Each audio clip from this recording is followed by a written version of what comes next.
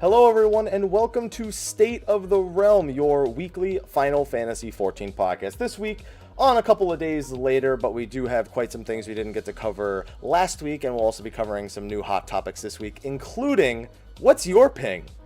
Well, sounds like a new game show that we could be doing, and Sly is giving me dirty looks, so let's just start the show. I'm one of your hosts, Michael, Mr. Happy Popo. Of course, joining me is Sly, aka Slythefox, aka Sly, aka Greyfox, aka you, my boy Blue. How you doing?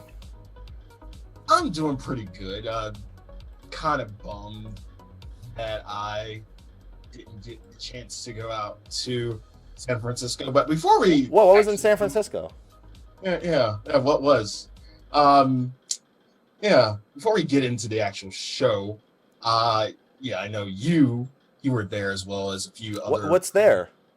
Where was I? A location. They made a dev blog post. You could just say it. Yeah. I'm trying to hold back a little bit. But yeah, you were at the press event in San Francisco. Yes. I unfortunately couldn't go. And quick little story. I had a meeting with some clients that I booked months in advance, and I couldn't go. So 5 o'clock hits, and I'm looking at the Twitter message, and I'm seeing all the messages of people getting in. Hey, where are we going tonight? And yada yada yada. And yeah, we tried to keep it pretty organized, like to make sure that because we wanted to spend some time together, the people who were going. Of course, so, yeah. Of course. So yeah, we take a break at 5 o'clock, and my boss steps out too. I was in the hallway just checking my phone and shit. Boss comes up to me, puts a hand on my shoulder. Sam, you okay?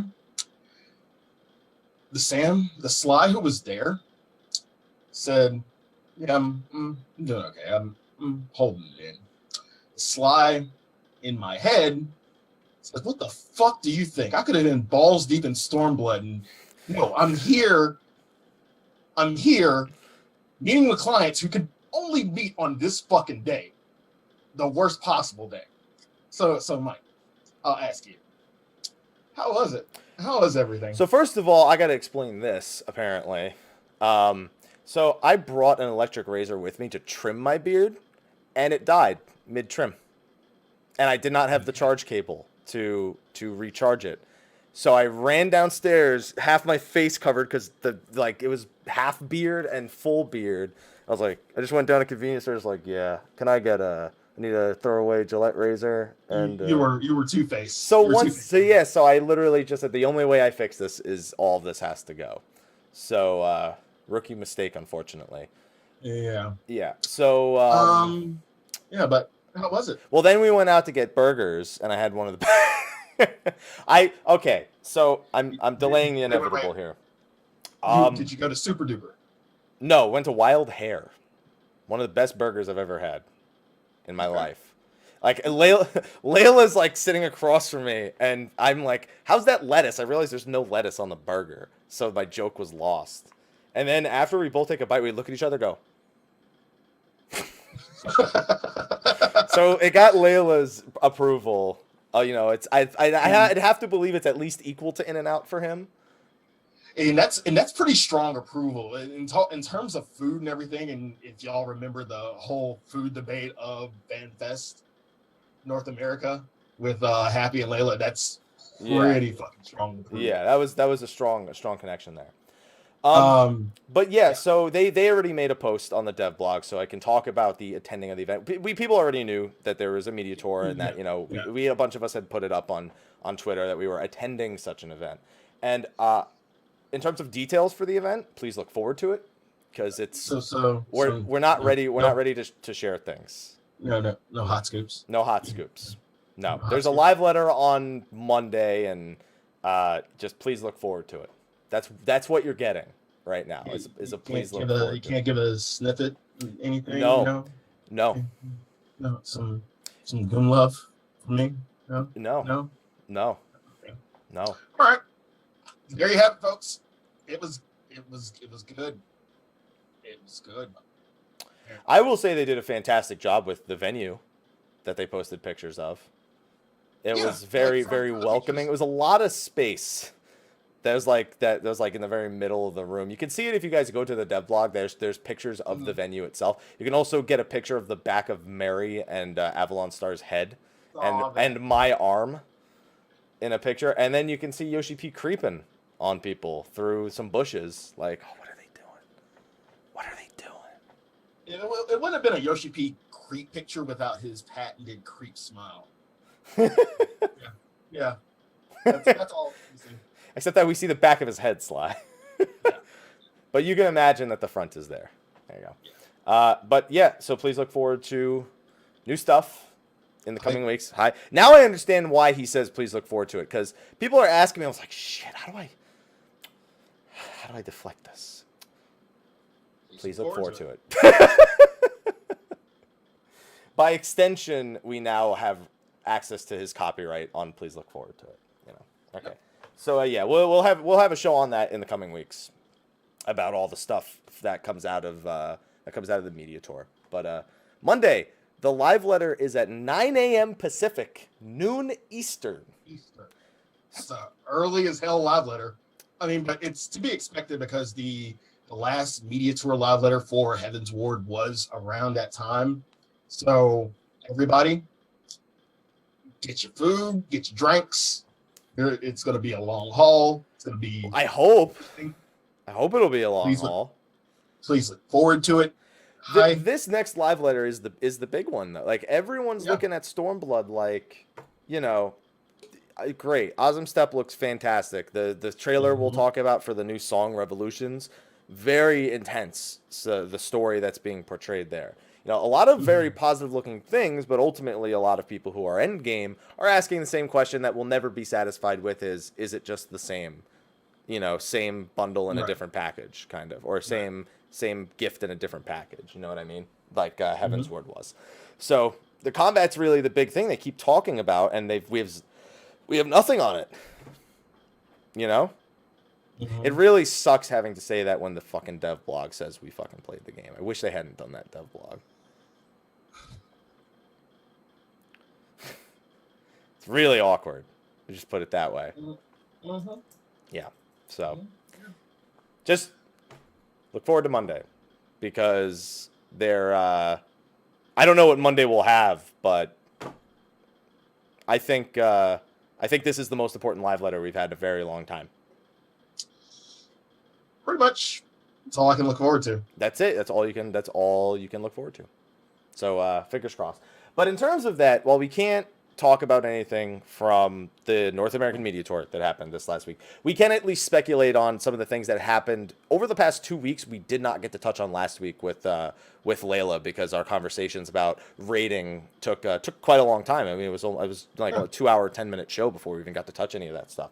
So there's actually a thread on the North American forum that Zexos posted, so thank you, Zexos, that has all the screenshots that Yoshi P's been posting about the various ability teasers and stuff like that. I think there's a few missing here, like Bard and Machinist and whatnot, because Yoshi P had to fly out for the media tour. But we can start to kind of look at these and speculate on what some of the different abilities are going to be doing. Like, it's hard to tell. Some of these are not great graphics for speculation.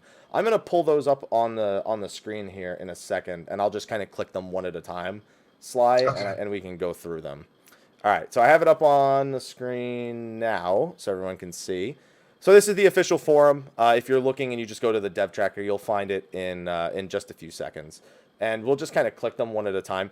The first one I don't think we need to talk about. All I'll say is Kugane looks beautiful. Like, the more I see of Kugane, the more work it looks like they put into it. I don't know about you. Yeah. I mean, we've seen it during day. This is only one, I guess, weather aspect of Kugane. Again, can't wait to see it in pretty much any kind of weather conditions that we usually get. Because again, we've only seen day and a little bit of night. Not really. I think we've seen like one starry night Kugane. Yeah, I think so. This one, there's not even really stars in the back. I mean, it's also it's a smaller resolution picture that's kind of blown up, so the detail towards the back is kind of lost. You can see a star here or there. Yeah, but I think this is one with cloud cover during nightfall. So I have a question for you. Since this picture is a picture of samurai, but they're just posing, and it's mostly Kugane. How do you feel about Kugane being all one zone in terms of like what are your kind of like expectations for that? Since that's some details that they've given us. Well, I expect to be lost. Do you expect you'll actually spend time in Kugane though? Because like even if Ishgard was one zone, do you think you would have spent more time in Ishgard? Not necessarily because of the whole rat race of leveling and things like that. In once leveled to 70, more than likely, yeah, I'll probably end up exploring a lot more of Kugane than I did, say, Ishgard. So. Right. Do you think that just the atmosphere of Kugane is enough to really keep people there, even if like there's an Idleshire someplace else? I believe so. Yeah? I honestly believe so. I don't think it'll have the same effect as Ishgard. I mean, not Ishgard. What was that? God damn it. Lost train of thought. But yeah, I don't think it will have the same effect as like a final hub. Oh yeah, no. No. Okay. No, it'll be a home. It'll combine the two. Okay. It'll be like your home area. But you still gotta go to like if there's because we don't know if Kugane is like our Idleshire in any way, like if it's where like the end like Rowena is gonna be hanging out.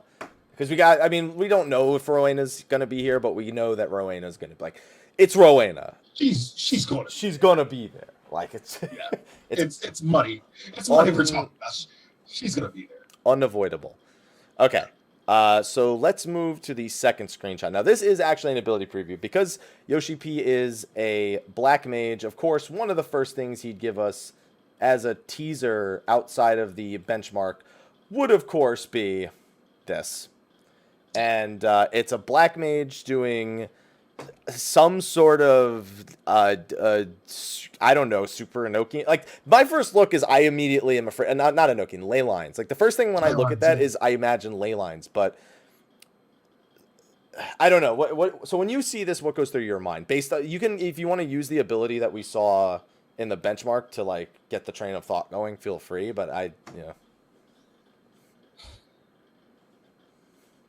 Ley lines plus, I don't know, a kind of like in stack ability that uses all stacks. I don't know. Why do you think it's something that uses stacks? Because most of your strong abilities would probably use all kinds of stacks for something in the end. Oh, you think they're just moving, like, even Black Mage? Like, Black Mage has Astral Fire, Umbral Ice. You think they're going to move more towards... Because, like, everyone in the game kind of just uses stacks right now.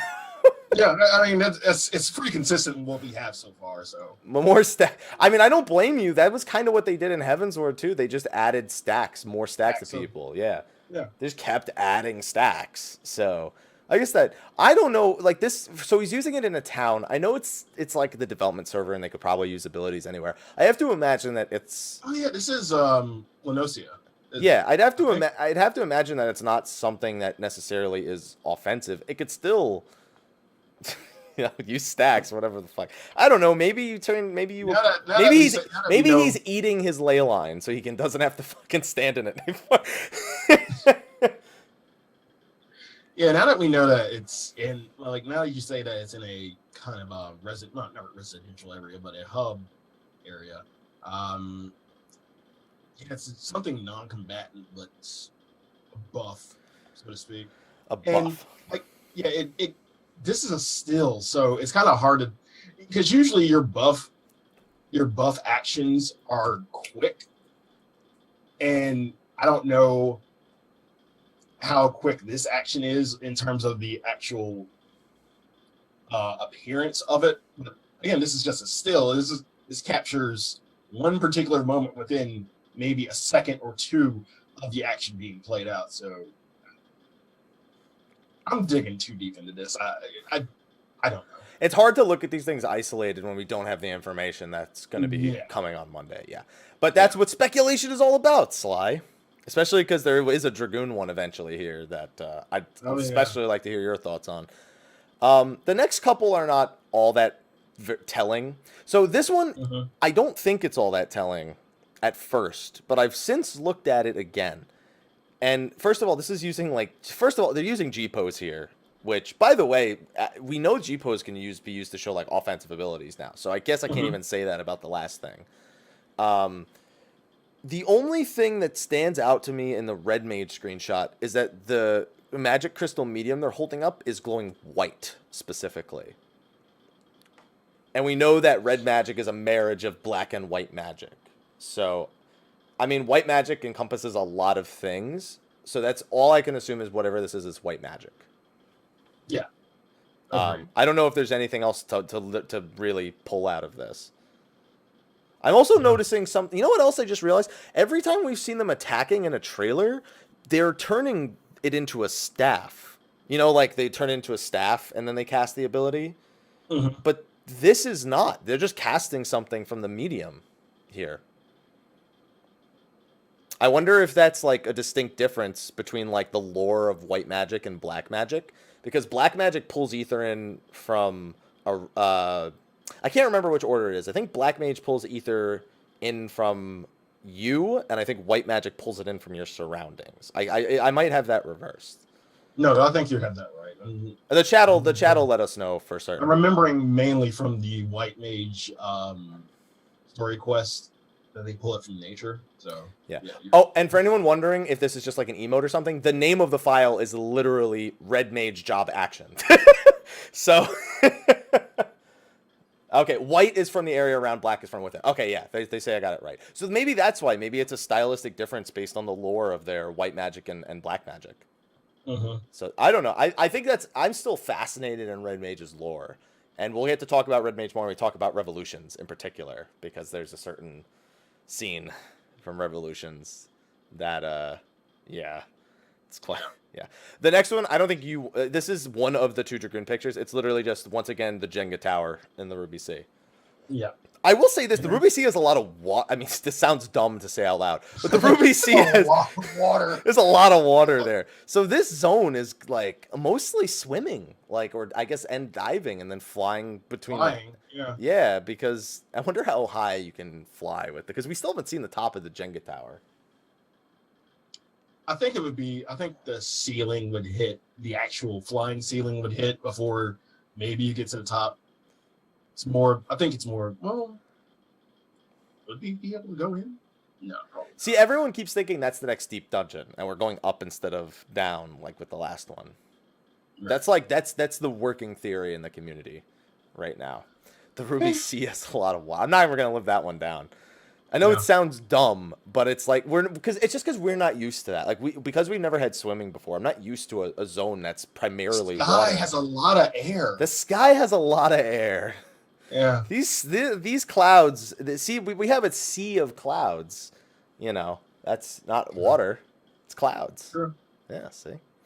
And then this one caused a huge stir.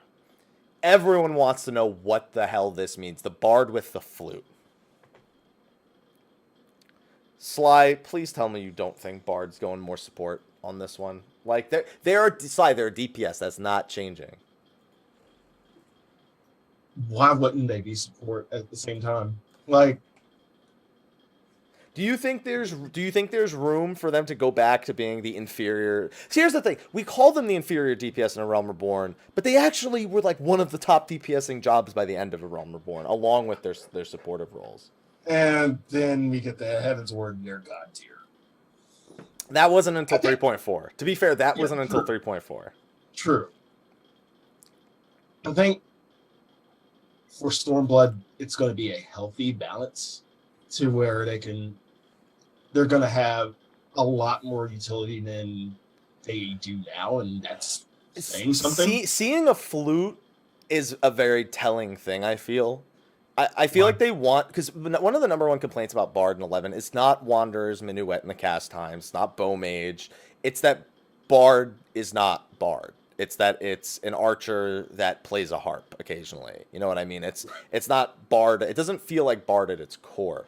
It's possible that with whatever they're doing, this is supposed to be sort of instilling that they want that more. They want Bards to feel like Bards more almost in a sense. That's the first reaction I got when I saw the flute, is that it's got to be some sort of buff. I don't know what was like. I don't remember in 11 what was like a flute buff, or if like, you know, how flutes were different. Like, because the way that they worked in 11 is you had it as a weapon in your ranged slot, and different types of instruments buffed different types of spells. And I don't think first of all, there's no way this is an offhand. They're never going to do that. This is just going to be, you know, they don't even like Paladin having offhand. So I refuse to accept that this could possibly be, you know, equipped. But that being said, I mean, maybe it's a sign of them feeling more like a bard. I don't know. So Ruby C has a lot of water and a bard's a bard. Well, that's the thing, though. Bard as a bard isn't as weird, because Bard right now, to a lot of people, is not Bard. Like, I'm fine with Bard now, but that's the truth. I mean, I don't think of someone wielding a bow and then being a DPS when I think of Bard, you know? I feel like that's a fair assessment. Fair assessment, yeah. The only other thing is everyone's talking about seeing the character's underwear, which is just always the fucking thing whenever anyway. I hope to see. I would like to see Bard go, while still being a DPS, going kind of back to its roots. If they can accomplish that somehow, I'll be very impressed. Very, very impressed. Then we get the tank actions. Ooh. I'd like to point out that Paladin seems to get fucked more and more the more these actions we see. I have hope. I still have hope. You have hope? Sly, we've seen a cast time holy and them swinging a sword sideways. Those are the two things we've seen. Don't believe the hype, Mike. Don't believe the hype. There is no hype. That's the point. There is no hype. That's the whole point. Oh man. So most people are banking on. I'm reading the chat right now, and I'm seeing some people thinking it's a horizontal slash. They even call it a horizontal slash in the translation. So are you thinking in combo action, or like no? I mean, it could be anything really. I mean, animations have very rarely been completely indicative of what an ability does. But the most thing, and Hicken here in the chat says it, thinks that it's AoE. You know, like they're trying to. But the thing is, they showed us the holy looking skill already. Do we really need to see if this even is AoE? Call AoE? Yeah, I mean, maybe. I don't know, because it almost looks like it's like swings behind them too. Like, do you see like the line on the right? It almost looks like it's behind them. But then again, like, we're only seeing this from the front. Yeah, that's the problem. Like, that's the problem, and it looks like there's a gap in like on the rear. The effect makes it look that way. I don't know. Again, speculation. Yeah, I think it's. Someone brought up Royal Authority is also a horizontal slash. It kind of reminds me of God, I'm trying to think. I can't even think now. The A9 ability. What was it called? You mean the clothesline, scrap line? Scrap line. There you go. Oh, where it's 207, where it's like all but directly behind you, kind of thing. Yeah, that's. Okay. Yeah, I guess with the gap that makes sense. Some people are saying it looks like Link's charge up swing attack. I mean, that's pretty iconic. I think because there are a lot of people who dress up like Link in the game. It'd be pretty cool if they had something like that. Yeah. But I just feel like we keep seeing of Paladin is not, like, yeah, people want Paladin to have more AoE, but every other job we see an ability of, it feels more exciting. Like Paladin it feels like I'm the least excited with seeing these like screenshots and what we see of Paladin in the benchmark trailer. You don't care. I mean, I have it leveled, so there's a modicum of caring for this, but you're right, I don't care.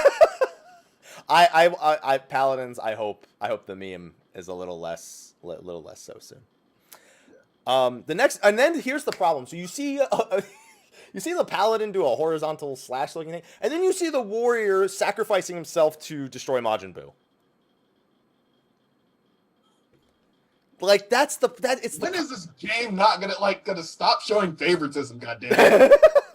Seriously. Like seriously, that's it's like they mirror the community. Like the game mirrors the community, or it might be backwards. I don't know. But when is this game gonna stop showing fucking favoritism to fucking Warrior? Never. Never. Look at this.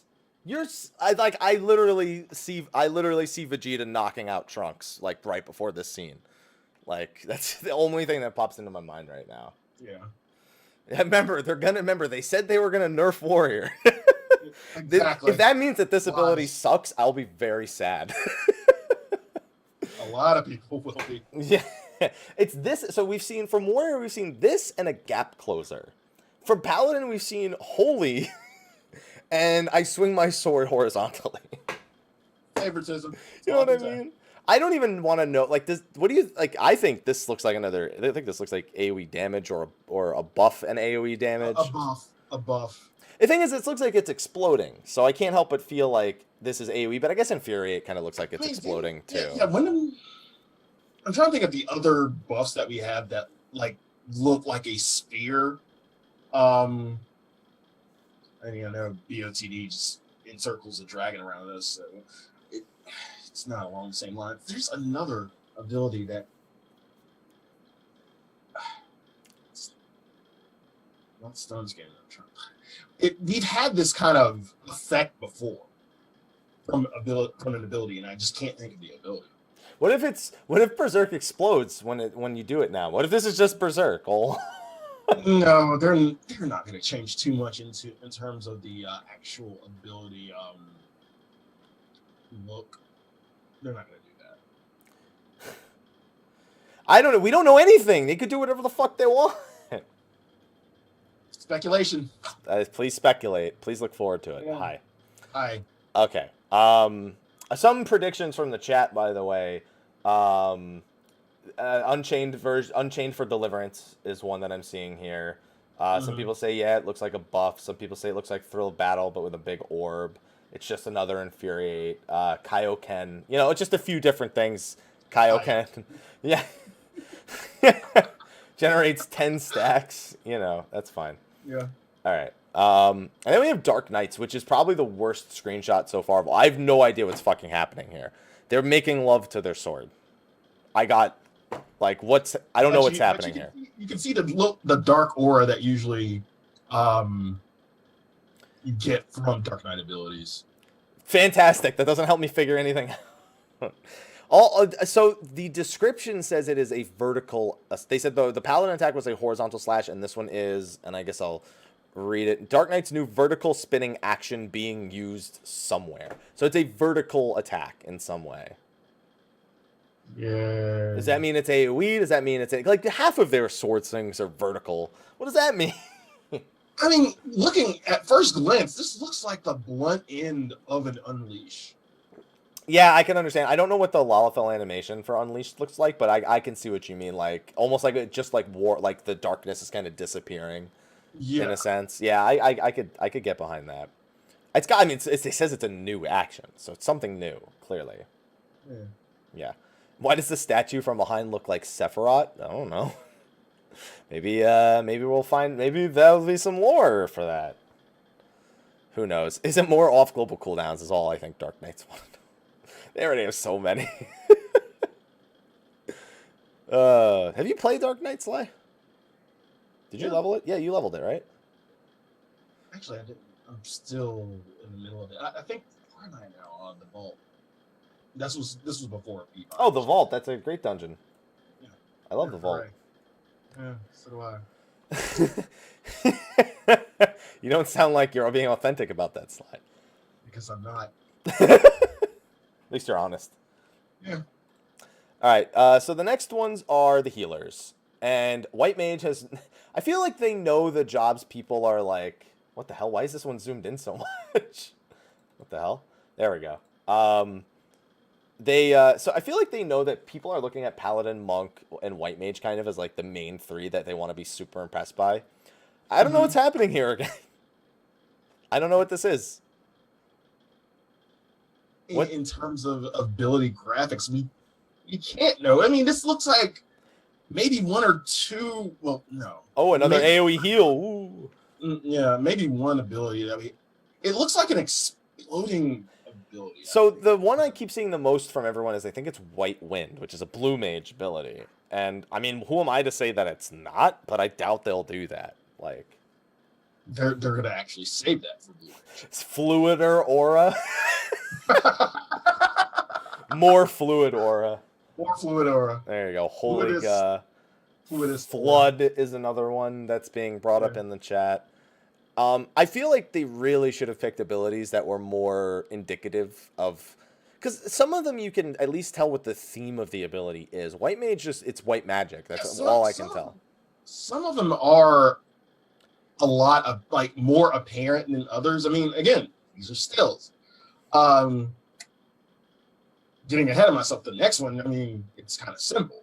Some of them are really simple in terms of the actual graphics of the abilities. Some of them, like, because of the still, because of where it is and the ability, it's kind of hard to kind of make out or even speculate what the hell it could be.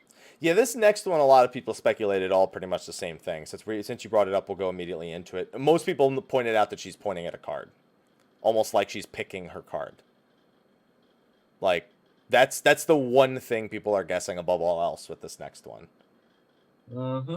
I don't know how that would work though. Would it just like, would the icon on your buff bar just like change every couple of seconds? You just stop on the one you want to keep?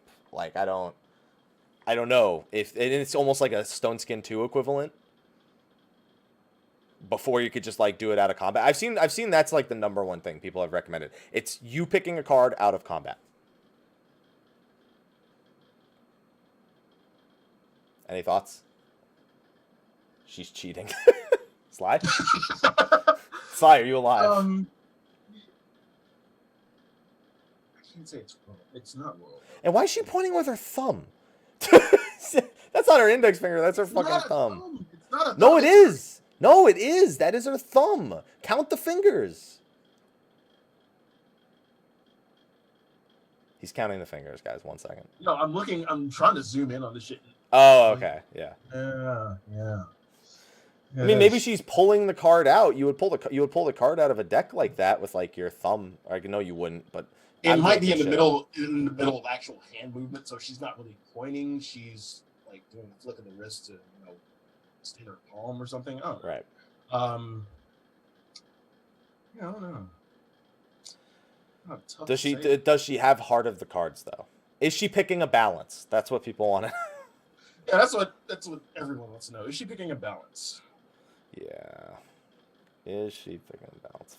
Well, the answer is yes. Balance? Well, no, maybe she already has the balance and she's picking a Spire to AoE it.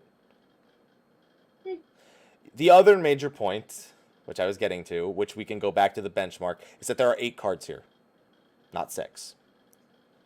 We brought this up in the benchmark discussion that there were 2 extra cards, and it looked like whichever one they picked was used on the opponent. Now we know that the other 2 cards in the deck are called the Lord and the Lady, based on the lore. Yeah, like Ethis discussed with us a couple of weeks back. So if I recall from the benchmark trailer, people noticed that they pulled the Lord, and that it looked like they used it on the enemy in some way. Do you think? How do they do 2 more cards in the deck? I mean, I don't know. They kind of had to. Do you think they just add 2 cards to the deck and say, well, fuck it, maybe you could pull the Lord and the Lady now? Yeah. Yeah? You think that? Yeah. I mean, the thing is, the more cards are, the less balances you draw. I guess that. Oh, we'll figure out a fucking way. There's math that can be done here. Astro's all about probability. Yep. All right, and then the last one we have is the White Mage one. So some people have said that this is just the same as the one from the benchmark. I don't know. It's impossible to tell because the fairy, the tether. The scholar one? Yeah, the scholar one with the tether. Because they did something very similar in the benchmark where I guess a page flew out and burned. But the fairy's hiding in the picture at the bottom. It's like, it's hard. I'm hard pressed to look at the benchmark animation and see that this is the tether ability again. Doesn't really look like it. I mean, the tether is a little bit more defined. Again, still and he might be in the process of in the beginning step, which is like 0.3 or 0.5 seconds of the action of placing the tether. So we don't know, but I'm not getting tether for this. I don't know. None of the other abilities they showed so far have been repeats of the ones from the benchmark, so I'm hard pressed to think this is a repeat. I have to feel like this is something else. I can in no way tell what it is, but if I know you're ripping a page out of your book, I mean, it could literally be anything. Along the same lines of eating your fairy. I mean, with some salt and pepper, depends. Okay, and then I think the next one we have is, yes, I think this is the last one from the forums. The Dragoon picture! An actual one. Yeah. This looks badass, by the way. Some people were with me on this one when I saw it and said it. Alamorn. Yeah, you think? I mean, I've seen the picture of Alamorn. I mean, it makes sense. Summoner got Akmorn and Death Flare. Why can't Dragoon get Alamorn? You know, it kind of falls. Why can't we get a better fucking Gear Skogul? Does Gear Skogul really need to be any better? It's pretty good as is. It is, but we could use Nidhogg's Gear Skogul. That would be great. See, his is not fair in any way possible. I mean, not the whole every which way kind of Gear Skogul, but you know, more defined like that, like one of the stripes, one of the Gear Skogul stripes, more defined like that. But yeah, I mean, we're still trying to figure out what that like Blood of the Dragon thing was from the trailer. Still, where he almost looked like he sacrificed the dragon. You know what I mean? Yeah. We're still trying to figure that out. Again, mini LB. You're going with Alamorn here? Yeah. All right. It's the only place I can go. I'd have to hope that, like, because when I see this, I think of like a way cooler Piercing Talon, but I would never wish a Dragoon to just get a better Piercing Talon. It seems like a very. In hindsight, you'd be surprised. I mean, Piercing Talon is pretty shit. That's because it's not meant to be good. It's meant to. It's not meant to be good. It's a DPS placeholder for distance. That's all it is. So it's pretty shit. So a better Piercing Talon would be awesome. All right. So Sly's okay with the better Piercing Talon. I think that's a waste of time. Were it to be done, I'm gonna assume that I like your guess of Alamorn better. I'm gonna align myself with that. Yeah. Okay. And I think that is the last picture that is over on the forums. Unfortunately, sad face, everybody. Sad face. I feel kind of barred. I feel kind of bad for what is it? I feel kind of bad for what is it? Machinists, monks, summoner, and I think those and ninja. Those are the four that aren't present here. They never got one. Trailer Hut though. Yeah, I mean, so those jobs in some way appear in the other post I made, which is the UI post to show off the new group pose stuff. But not in the ability post, so I get what you're saying. And they're not abilities we haven't seen. The one is the Frog, the one is Mega Flare, or Terra Flare, the LB. It's showing off how you can use group pose with like offensive abilities to get like screenshots. So it's not showing a new ability; it's just showing that. Hey, let's get a screenshot before we get wiped. Ninjas was the new ability, but it was the same new ability as the benchmark. So it was a little underwhelming there. So I feel for those jobs. Hopefully, when we with the combat thing Monday, hopefully we see something for them in particular, because I feel like they kind of deserve it. And I think Paladin and White Mage really need to show up big on Monday, because people are super not happy with these I'm expecting them to. I'm expecting them to show, like, especially Paladin. I mean, I feel like White Mage doesn't need as much love as Paladin does. That depends on how you look at it. I feel like White Mage is the butt of a lot of jokes because Astro got buffed to oblivion, not because White Mage was inefficient. So it's a tough call. See what they'll do with that. But that's the first part of the show. Now the second part is a discussion that has been annihilating my Twitter feed for about 2 days now. Sly. Now, if you had to guess what I was talking about, what would you guess? Hey, Mike, what's your ping like now? Man, my ping is 30. What's your ping? Oh, you can't check because you're on PS4. Fuck. Oh, yeah, that's right. Asshole. What's your... Oh. I mean, you could still check from your computer and then just hope it applies to the PlayStation 4. Hooray!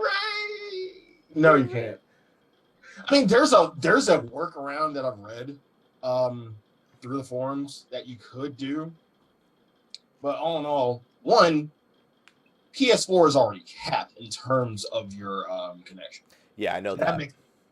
That makes it even worse. But at the same time, I don't know.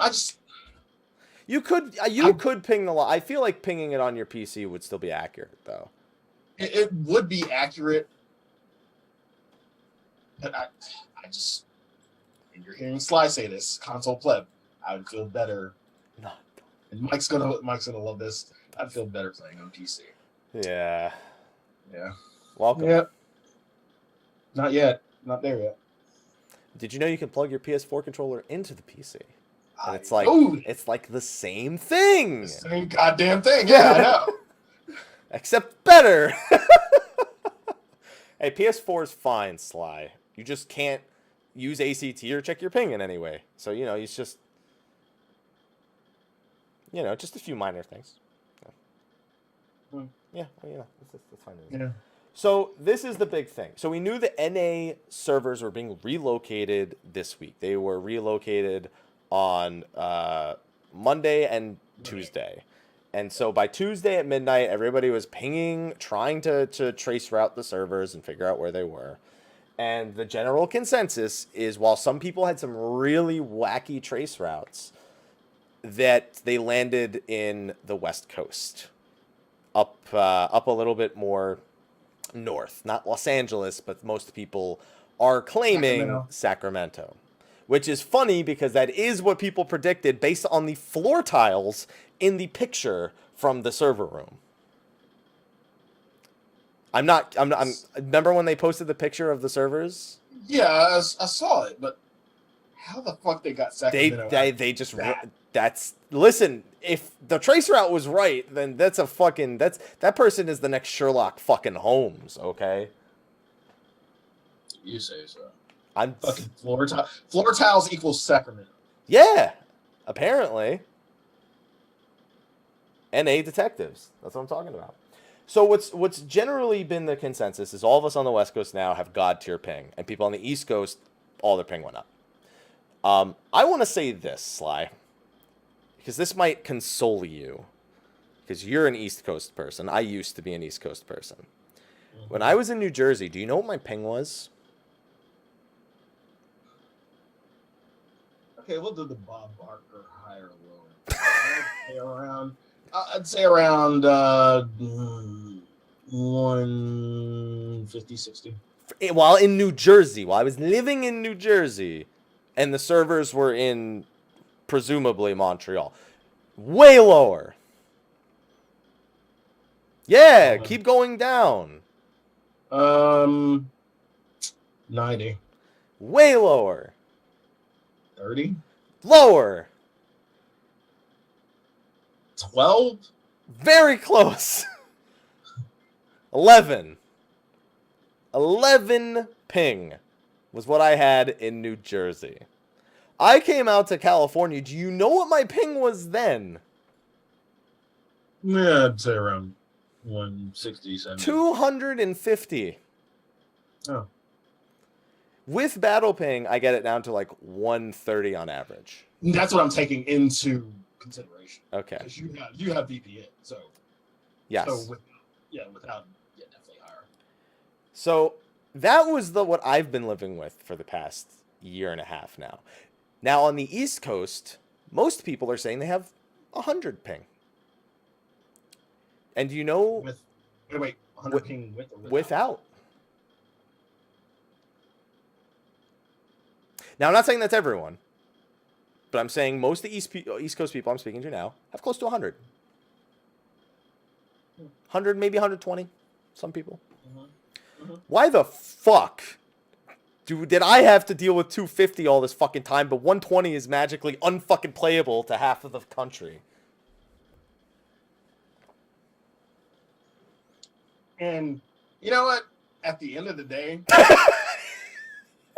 I'm just gonna go ahead and say this, and I'm gonna speak for our missing compatriot. We can't say fucking shit. You know why? Why?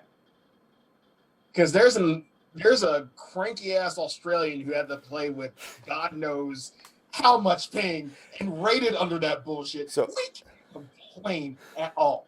So Ethis, I had this discussion with him this week. He has 350 ping to the JP servers without a reroute. He has 250 with the reroute. He has cleared all of Savage. Mm-hmm. So we can't say shit. So he literally does not want to hear anyone's fuckery. His own words. No fucks. Yeah. So there you go. I will say this. 100 ping sucks for double weaving. That's it. You'll clip a little bit. I'd say machinist. I haven't noticed all these years about that bullshit. Playing on fucking PS4. Double clipping is like the main thing that you'll notice a difference with. You won't notice, your mudras delaying in between the mudras. You won't notice the mudras refunding themselves like I did. But you will probably just have a little bit of adjusting to do with double weaving. It is by no means unplayable. But I've had to adjust rotations because of double weaving, especially with pots. But double weaving. Pots have always been tough because they have a longer animation delay than all the other buffs that do. But I'm just saying, in general, double weaving in general, like there's always the possibility of clipping. Yeah, and for anyone who just doesn't do it, double weaving is using 2 off global cooldown abilities in between a single global cooldown. Yeah. Bard has always had a tough time since they got Wanderers. Machinist has a lot of instant casts, so it's only tough for them under rapid fire. And then any melee job that ever double weaves, a lot of them just straight up avoid it. Like monks generally avoid double weaving because there's no point. Their global cooldown's already shorter. Ninjas try to, and they just kind of deal with a little bit of clipping, and then mudras used to be a huge problem. And Dragoon has the occasional double clip, especially because your jumps, like pots, have longer animation delays. But it's kind of just, it's not something that's unplayable, but it is a slight adjustment, and I feel for that. I just think it's incredible to complain about 100 ping. Incredible. I just don't. First world problems. I've played every job with my California ping, and the worst one is definitely Ninja. I've played Machinist for a long time now with not optimal ping. It is totally your imaginary 1% FF logs, it won't fucking exist anymore. All right. But there's nothing stopping you from playing and beating content in the game. I still think California was a bad idea, but I don't think 100 ping is worth complaining about. The people who are now 300 ping, they can complain. But it also depends on where they are. I know South America got completely fucked, the route that their connection has to take. And I know some East Coast people have a better connection to the EU servers now because it's about the same distance, and one of them is going to a country that doesn't have complete shit for internet infrastructure, and one that does have complete shit for internet infrastructure. So, and Puerto Rico. Yeah, pretty much anywhere not North America, not USA or Canada. Yeah. Yeah, not in the continental. Yeah. So it's Central and South America. They're the ones having the toughest time right now. And we'll see if there's any sort of anything that gets brought up to Yoshi P. I'm sure there will. People are going to bring it up. This is something that's affecting a lot of people, especially considering I imagine that California would be better than Canada. But I guess there's some jump that's just fucked up. So I don't know what it is.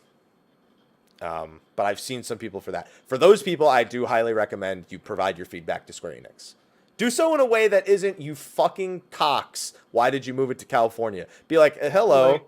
Don't do that. Be like, hey, hey, before this was my ping. Now this is my. The forums. I have, unfortunately. That's why I'm saying it now, Sly.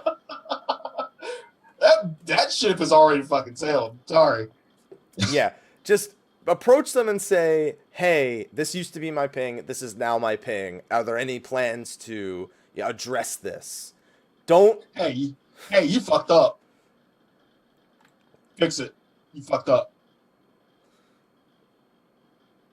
No, I do think that California was not the right choice.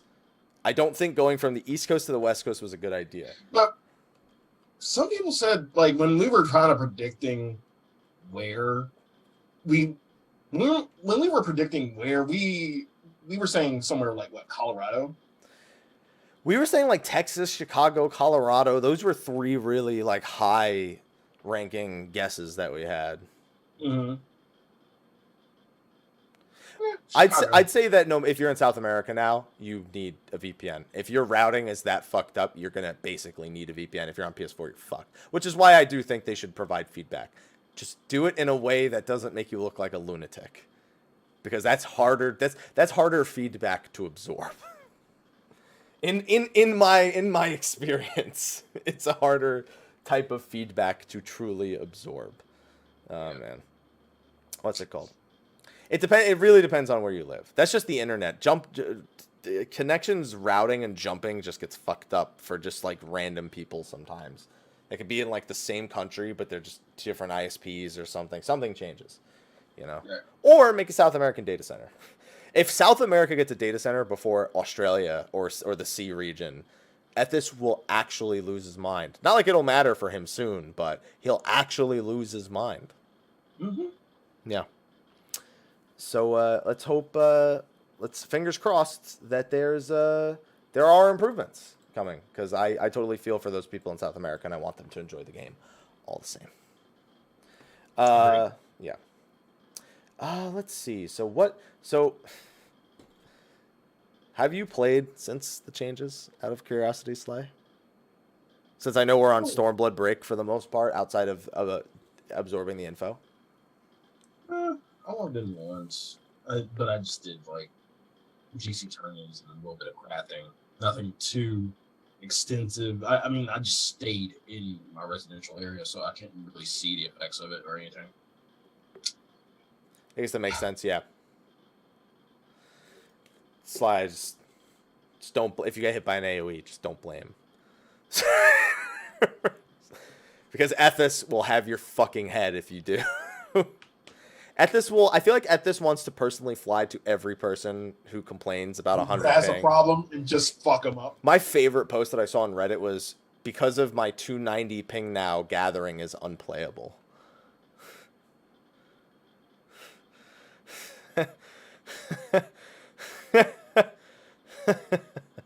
Go on. No, that's it. That's my favorite one. That's my favorite one. I just want. Remember the end of James Silent Bob Strikes Back, where they go and fuck everybody up with the phone.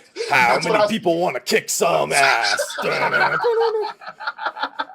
That's what I imagine Ethis doing. Like, just taking a big old stack of posts. He's got Jen there holding the fucking book with all the comments from Reddit, and just points it out. Did you say, and I quote, 290 ping is unplayable for Gathering? Yeah. So what? So Tosses the book.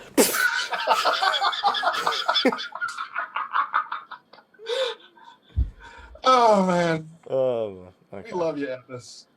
Yeah. You know what? I would donate to a fund if Ethis did that. That's what I'm getting out of my chat right now. Okay. All right. So those are two of the big points. Now, there's one more thing. We wanted Ethis on the show for this last part, but he's currently flying back from the media tour, so he's unavailable for this part. I feel like he is the greatest expert, so this will be bogged down and made less intellectual without him here. So I mean, we can revisit it once he's here. Yeah, but once he's here is live letter. We're not going to give a shit. Yeah, because of a lot of it. Yeah, I see what you're saying. Like, True. there's no way we can care at all. It's funny, someone calls Ethis Asher the Square Enix Hitman because Square Enix is the publisher for Hitman. So I see what you did there. I'm just saying. All right. Anyway, so Revolutions, the main theme for Heavensward. Once again, Nobuo Uematsu, sung by Susan Calloway, lyrics by Koji and crew. And I'll just ask the question: what did you think of the song first? Which we won't play because like Answers and Dragon Song, it says don't use this shit on YouTube. So YouTube, yeah. All in all, really good song. Fits for the theme of Stormblood. Whenever I hear a song like, Answers or Dragon Song, the first place I immediately think of is actually in battle. Like the actual trial using the song. Because of both Bahamut for Answers and Nidhogg for. The question was, will we be fighting a dragon? Because that would make 3 for 3. Yeah, that would be the song hat trick. So yeah, Tiamat, look out. Yeah, we'll go to Azazla and Tiamat will have this song play for no reason. They'll just do it just to follow the pattern. Yeah, that's the twist. So sorry, no, go on. No, go on. Yeah, all in all, a good song. That's all I was gonna say. I'm not a big fan of orchestral arrangements. Why? It's just not my I can appreciate the art and the hard work, but I don't favor it. If that makes sense. Like I would prefer things that are more like Leviathan, for example. I get more excited from those sounds. This is still orchestral, and it's more orchestral than I think it needed to be, but it still feels like a war song. I'm the exact opposite. I feel a little bit hyped when I hear this. I feel a little bit hyped when I hear an orchestral song, especially, like I said, in battle. It raises the seriousness, like the dramatic effect of that particular battle. So for this one in particular, that's where I'm going with. This one's still orchestral, but it's less orchestral than the other two. It's not as much of a march to war as it could be, but it's still it's very different from Answers and Dragon Song in that way, where those are set. They all set the mood, but this one is a very different. Answers is Heidelin singing to her children about the coming calamity and all that. Dragon Song is the story of Shiva and Hraesvelgr, and then this is literally we're going to war, and there's a different. This is a war march. There's a very different setting here that almost, while I think that Answers and Dragon Song orchestrally are superior, I enjoy this song more than them because of the setting it's placed in. Agreed. So it's a really weird place where I think it's better than the other ones, but I also don't think it's better than the other ones, in a sense. In a sense, it's an anthem. I mean, they're all anthems.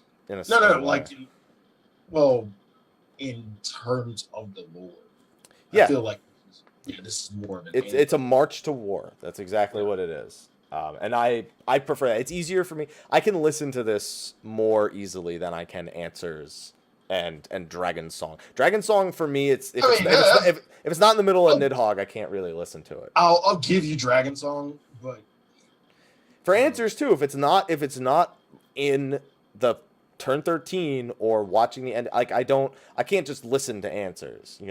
This I actually enjoyed listening to without the context. I can listen to both the studio edit and the live version of Answers and the piano arranged Answers, and still feel the exact same way. Okay. I mean, that's just the difference in style. I don't think anything, but I keep seeing people talking about how it's not as good as Answers and Dragon Song. And I think Yoshi P specifically said, don't compare them because they're not trying to accomplish the same thing. But people are always going to compare them because they're all... of course. It's like comparing Sephiroth Phase 2, not to Power Man, which is, I know where everyone thought I was going with that, to, I don't know, to Ultima's theme. They're nothing alike. They're not even remotely... That's like trying to compare techno and metal. It just doesn't doesn't work. You can't be like, I really like this new fucking, song by fucking, what's his name, Calvin Harris, and then talk about how it's way better than fucking Iron Maiden. Like, you can't fucking do that. That's you went complete polar opposites. Good job. Yeah, I don't think they're as polar opposite as that, but they are. Yeah. I personally feel the very big difference in the vibe. Mm-hmm. Personally, I feel like there's a distinct difference in the vibe there. As for the scenes, do you feel like we were spoiled by any means with these about 6 minutes of story that we got here? Felt the same exact way when we got the Dragon Song trailer. Well, how was that? Yeah, you did? Yeah, the exact same way, yeah. We were a bit spoiled with Dragon Song. Well, looking back from what we know now of the complete story of Heaven's Ward,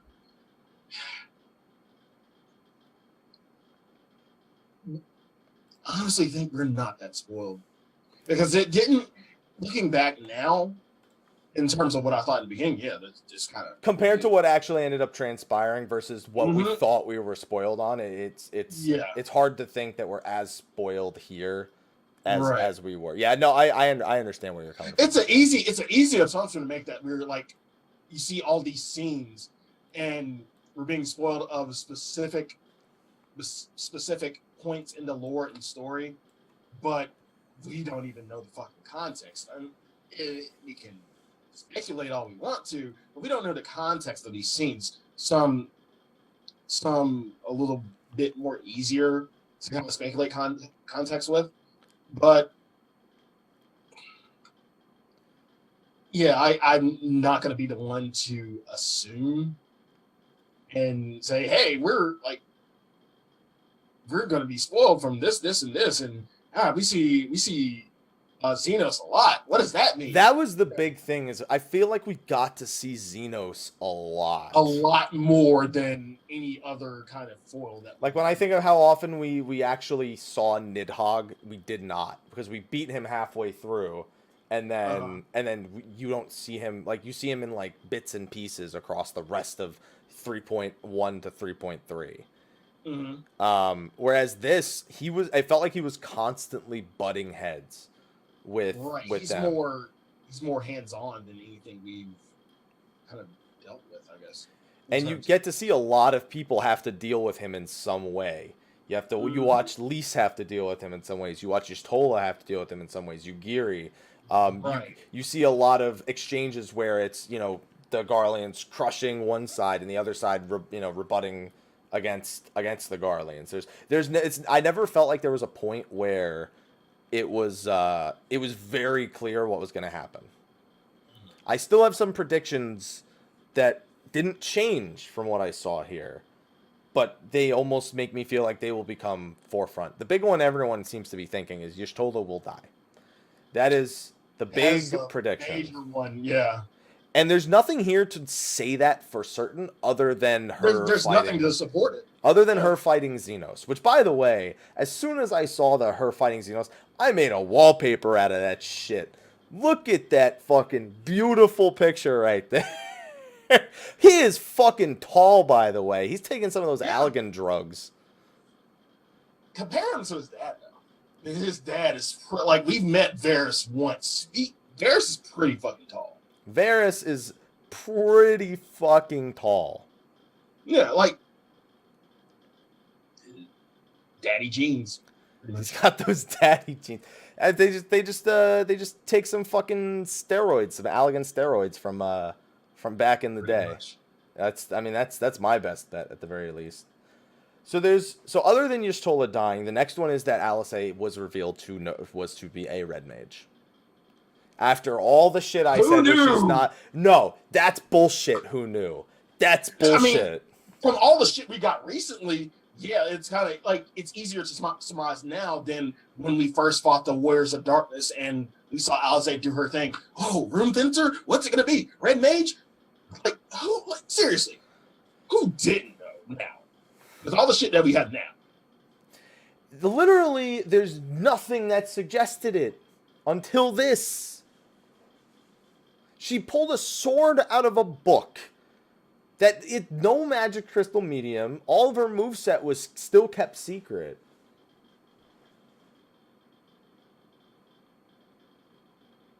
I still think it was based on, one, the information that we got through live letters and things like that. What else could it have been? She could just do her own thing, like fucking all the other characters do. Not that simple. It's never that simple. It has been in the past. By the way, I just got an email from Square Enix. 2,000 collector's editions left. Get on it. Which we'll actually talk about in a little bit, because there's actually some news regarding those collector's editions. Something went on pre-order earlier this week. That's very surprising. Then a lot of the other scenes that we see are of characters just. There's a lot of talk about Lise, because we saw her outfit in the Stormblood trailer, but this outfit is not that outfit. No, it's more of. It's like Tifa almost. She reminds me a lot of Tifa in her new outfit. What are you, Sly? What are you smiling about? Surprisingly, that's where I went when I first saw this. What did you? What? Surprisingly, that's where I went when I first saw the video. Okay, I'm just wondering why you were smiling so much.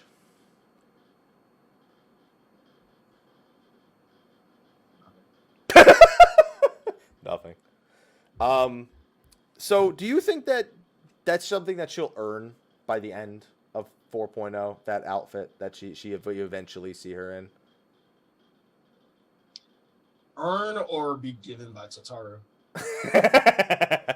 Well, we do see Tataru very briefly joining them as they enter Kugane. You know Tataru is our project runway coordinator of Aortia, so she's going to make some shit. Yeah. I think it'll probably be in the middle of the campaign, in the middle of the main story quest. I'm gonna stick with, I think that's something she'll earn from helping liberate All Amigo, like almost as a savior kind of thing. Maybe Tataru does make it, but who knows? Tataru's been making new kinds of shit all the time. All the time. That's the only person I know who would do something would make something like that. The other character we see a lot of is Fordola. Yeah, and her and Lise are constantly fighting. I don't know. For me, Fordola is the character I'm looking forward to. Since we got the description of all the characters, Fordola was the one that stood out to me the most. And while she doesn't do anything of great noteworthiness, which is fine for a music video for a game that hasn't launched yet, I don't know. I'm more excited because seeing the way she acts in those scenes, knowing that she's kind of a reject for both the Resistance and for the Garleans, you see sort of that frustration of that lack of acceptance in her character, even in just those short scenes. And then, oh no, I think you were going where I was going. Yeah. You want to go there, Sly? We get to see a huge fan favorite, Yatsuyu, and she does what we think she's gonna do best. Step on people. How you doing? They had to have known that they were opening a lot of doors with this one. We had to know. Yeah, that was gonna happen. So, at the media tour, I was talking to Shannon and Aya from the community team, and I did ask them if we can get a Yatsuyu cosplay at the next fan festival, and it's a photo booth, right? And people just go to the photo booth and they just put their heads under her foot, and then they take a picture, and that's it. That'll be longer than the merchandise line. Exactly. As far as I'm concerned. So, and then I was like, you know what? Sponsor Nari, because she always does awesome cosplays, and sponsor her and fly her out to the event. So I'm looking out for you, Nari. I'm gonna get you that sponsorship for that next Fan Fest. It's gonna involve you stepping on a lot of heads, but you know, I think we can make it happen. That I don't know. So when I see characters like this, I know where everyone's mind is going, and I'm just You really? my mind is just like, why did they? Oh, I have to deal with this every day forever now.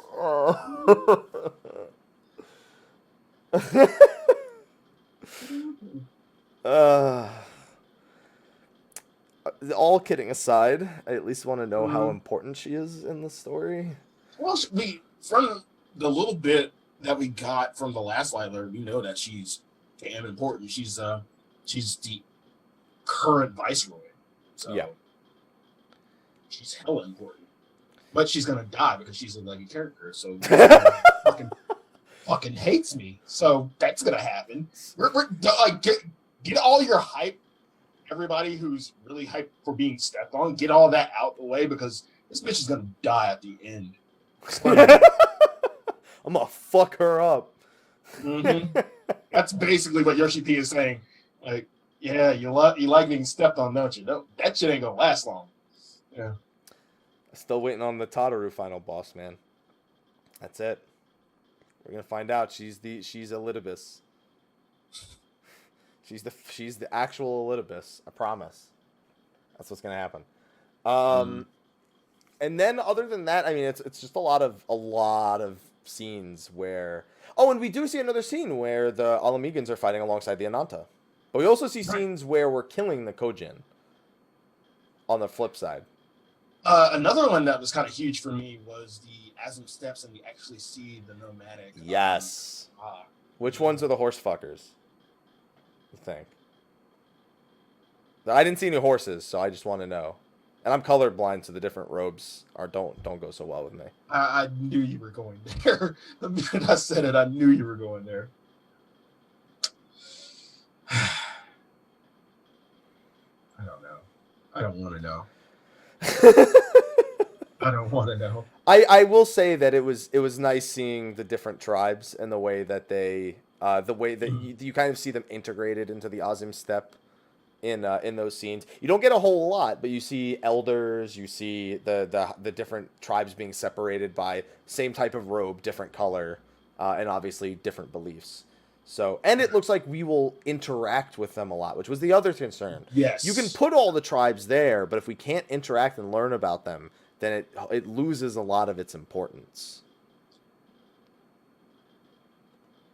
At least in my opinion. You fully agree? Yeah. We also, we don't see? Asians. They've been in the background. Oh, well, they're more in the background as of recent than in the 60 through 70 or 3.0 period, where they were kind of the highlight of it, and then they took a step back. So, last thing we had is Elidibus gave Ilberd the eyes. That's it. That's it. And I think it'll be the exact opposite of what we had in Heaven's Ward, where we see very minimal interaction with the Asians, and then near the end, I think we'll gain more going into maybe 5.0. Yeah. Well, I hope. Honestly, this was more exciting to me than when I saw the Dragon Song trailer, because it was hype is hype. Hype is hype. Period. Dragon Song was nice to me. This was actually exciting for me. I wasn't that excited when I saw the Dragon Song video. I was like, okay, it's a nice song. The video is not super, whatever. The launch trailer was definitely. You weren't hyped for Durgans, really? Dude, we've been dealing with Durgan since 1.0. Done with that shit. You dealt with the A Durgan. Well, it was a big ass Durgan. Yeah. It was a big ass Durgan, man. And then Ishgard for fucking 20 years. Yeah. 1,000 years, technically. But, I wasn't here for 1,000 years. So, that's it. I'm hoping that that's indicative of a great deal of storytelling, because it seems they are putting a lot of emphasis on storytelling. They're pulling out all stops with Return to Ivalice, with who they hired for that. I'm hoping there's similar stops were pulled out for Stormblood's story. Your expectations, better or worse than Ishgard's 3.0? story? Better. Okay, because Heaven's Word was pretty good, right in 3.0. I'm going off of, and this is just me going off of everything we've seen thus far. Bigger budget. It can only get better. We did also see the Ninja Trainer in there once. Do you think we're going to get text changes to things where we're like if you're a ninja, you've done the ninja quest and you're interacting with Oboro, or you're a monk and you're interacting with changes as in will they be more apparent than they've been? Probably not.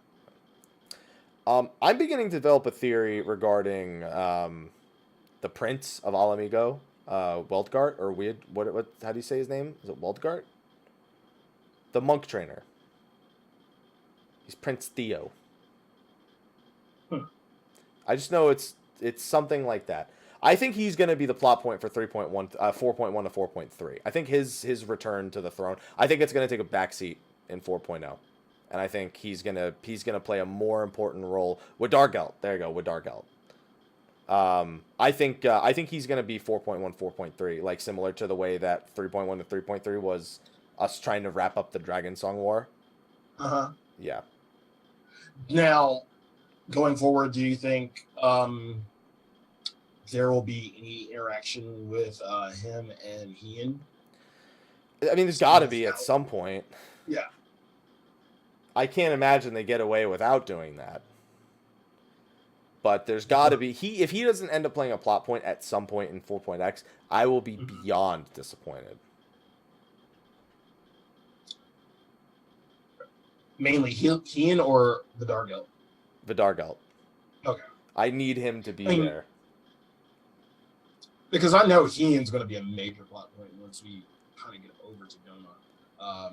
But yeah, I'm really hoping for some interaction between the two, since these are the focal points that we're going to be hitting in 4.0. And will Lys be behind Vidargelt's ascension or against it?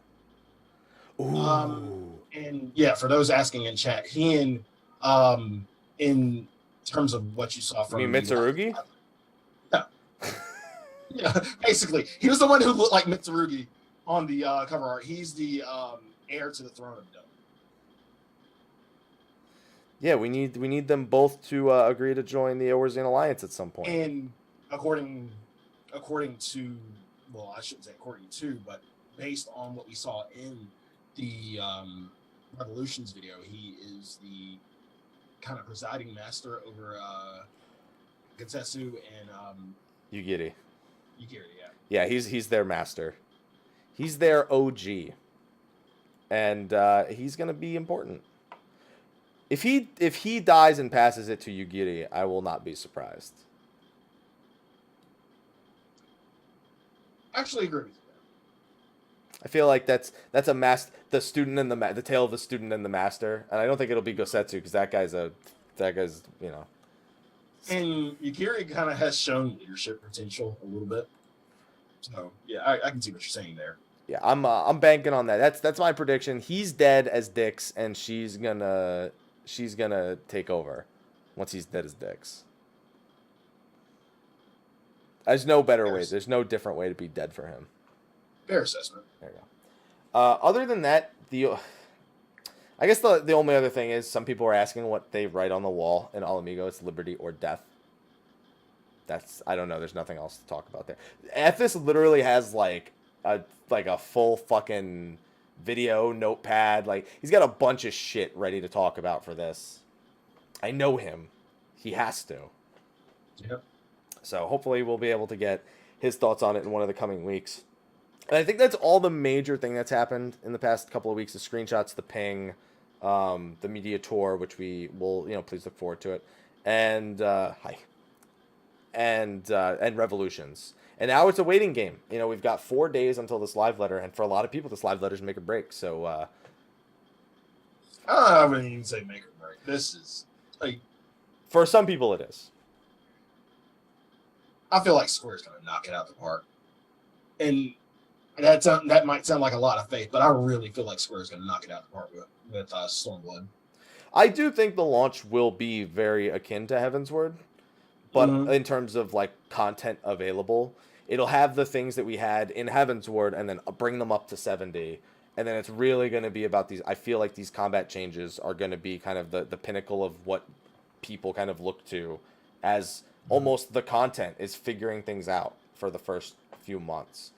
Because that's like, they're just making too big of a deal. They didn't make this big a deal about it in Heavensward. They use very similar terms, but they didn't make any big deals about it. They're just like, yeah, we're adding new skills and it's a lot of buttons, so we'll have new cross hotbar.